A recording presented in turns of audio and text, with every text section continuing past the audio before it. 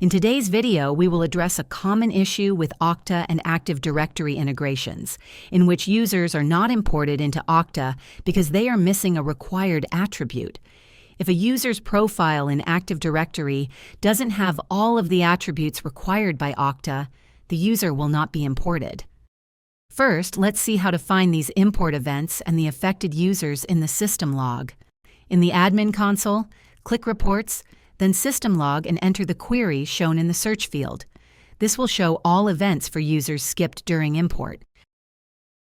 You can expand the event details to see the specific required attribute that is missing, causing the user to be skipped. To find the details for a specific user, try searching System Log for the user's distinguished name.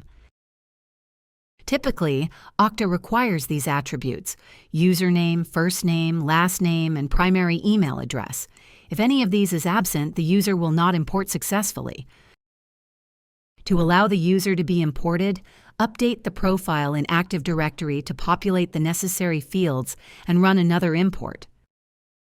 Alternatively, you can change the attribute status within Okta so that the attribute is no longer required.